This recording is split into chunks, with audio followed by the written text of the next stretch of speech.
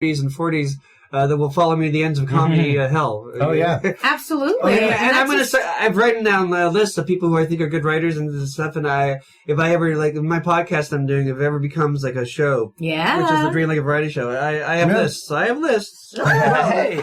And I have one final question for you. In my Talking Sound podcast, I ask artists and engineers, movie producers, stuff like this all the time. What if you had one piece of advice? Good one. For the upcoming writer, comedian, what have you, someone that wants to follow the passion in life that you have followed, that gives you the verve and zest to wake up every day on the daily and do what you love to do passionately. Right.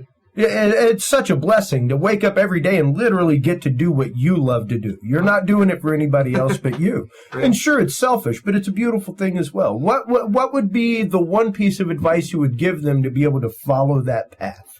Well, first of all, realize it, and then sort of respect it. It being the talent that you have. We all have probably 7 or 8 talents. I think I only had one. But it was sort of, maybe it was good one, and it was times 7.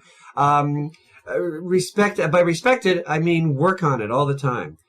If you want to be let's take one job, for example. You want to be a sketch comic. You want to be a sketch writer and a sketch performer. You write sketches all the time. Here, I'll tell you the Kids in the Hall story. There was beautiful. Qualified for it. The Kids in the Hall. That's a good one to end the podcast now. The Kids in the Hall, you probably heard this 100 times, I'm sorry. When it was finally the 5 of us, we started doing a show at a club called the Rivoli. Every Monday was a new show of sketches. So we were working on it all the time. We felt that we were the best sketch comics in the world. We were sort of cocky, and we felt that. Now, sometimes people kid themselves. We luckily weren't. So all we did every day was get together and write sketches. Then on the weekend, we'd write premises. Then we'd write them and rehearse them. And then on Monday, we would do the show, all new sketches. We slowly built an audience. It went from 16 people for the first few months to 40 people to 60 people. And then we finally were selling out the 120 seat place we were playing. And for a year, we were sort of getting known. We worked on it every day. We worked very hard, as hard as you can in sketch comedy. And then in the summer of 1985, Mark McKinney said, we have all these sketches. Why don't we rent a theater out and do a best of the Kids in the Hall show? It means work harder. So we did that. We became the week sort of was a big week for us. We got amazing reviews from a national paper in Canada. We went on the Peter Zowski CBC radio show, which means nothing to you people, but it was it was a big thing. Pretend that you know. I'm familiar with it from a broadcast break. There you go. Yeah, so, Peter Zowski. Yeah. We were on Much Music, which is our MTV, like every day talking about it. It was we had to turn people away all the time. Now, what happened a few weeks before that, Lorne Michaels, who had taken 5 years off of Saturday Night Live, he had announced his return. And he announced that he was going to get fresh new talent and that he was going to send talent scouts to all the major comedy cities in North America. Boston, New York, San Francisco, Chicago, Los Angeles, and one in Canada, Toronto, where he grew up. So on our last night of our Best Of show, the scout that he sent came to our show because all these reviews, you'd read it. He came to the shows. He called Lorne Michaels that night. Lorne Michaels called the top Canadian agent in Canadian Canada, I'm being redundant, who was also the wife of Dave Thomas from SCTV. Oh, wow. She called us all that night and said, I'm going to sign you guys. Come with me tomorrow. You have a conference call with Lorne Michaels. So I'm calling my movie usher job saying, I have a conference call with Lorne Michaels and I'm signing with an agent, Dave Thomas. And he fell in love with it. I mean, at first, he just wanted us to Saturday Night Live, so he hired 2 of us as writers, Mark Moose, and a year later, he signed us all as a TV show. My point, and to answer your question, is I think you get 2 or 3 lucky breaks a year.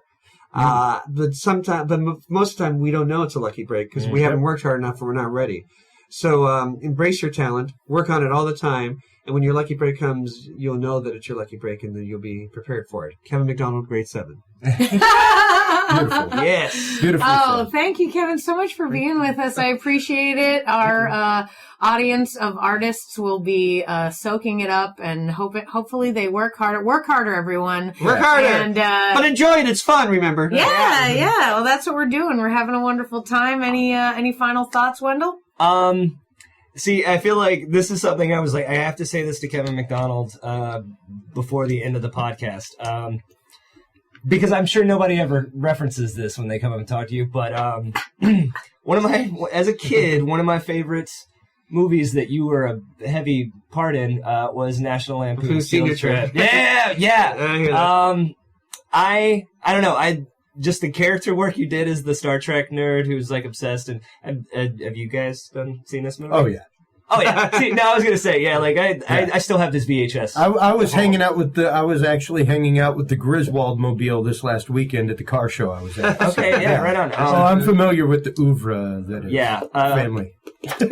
But the eccentricity that was sort of like your defining character work was always just like these people that are very eccentric and very quirky and oddball helped me figure out why everybody was laughing at me and how I can control it. Oh, excellent. Yeah, I was just like, oh, yeah, no, okay. Like, there are people that are awkward on purpose because it works, you know, and they can shape it, as opposed to, like, a lot of people that just are confused. Nice. And, I hate that. I'm sure that's not exactly, like, your proudest moments in film. I know you've done I get it. Very nice. I know we're about 10, but I want to say I said a similar thing to my podcast to Wallace Shawn. He was my guest in a dinner with Andre. I loved it so much. Yeah. I loved what it was saying about art and stuff and people more than art. But what I liked most about it, what it taught me, as what my thing helped teach you, I'm sure other things like what I did, that any idea that I have, maybe it isn't embarrassing. Maybe every idea is interesting. Yeah. Because they probably had a dinner together and then they said, let's make this a movie. Yeah. And maybe the ideas I think are interesting are interesting. Yeah. So I understand what you're saying. Do you want to say one last thing? Well, you don't have to. Jeez, no, forget it. I'm sorry. Literally, the only way we end my podcast is if you can't be good at it. And that means you're exerting maximum effort all the time, regardless. Right. And the only way it's like I used to tell bands all the time, the only way you're ever going to make it is if you convince yourself that you are the best. Right. And yeah, it does take that super ego. It does take that, like you said, I'm piggish.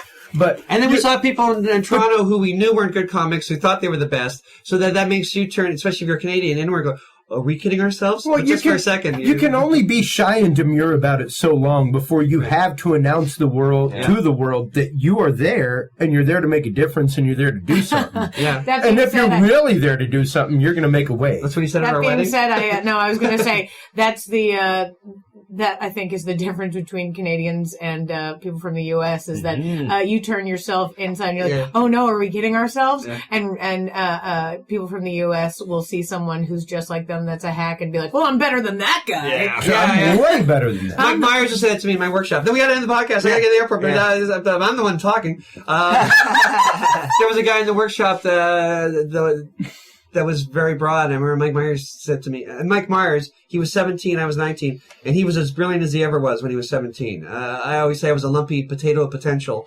I knew that I had to keep learning. He was that. And he turns to me, this one guy who I knew was my first genius that I ever met, and he said, do I look like that guy? And I said, no. Thank you. Kevin McDonald of Well, Kevin, thank you so much. You've been so sweet to me always. Thank you for coming to town and hanging out and working. It was. I would have hung out more if it wasn't for my blister. No, it's okay. It's all right. I was like, I need to sleep too. I was like many hours of the workshop and everything. Sorry. So no, it was beautiful and wonderful. Thank you so much for being here and also coming to the podcast and you're welcome, microphone, and all of our listeners. This will be a wonderful podcast for them to listen to. I can't wait to listen to it. Yeah. Thank you, everybody. Thank you. Thank you. Thank you.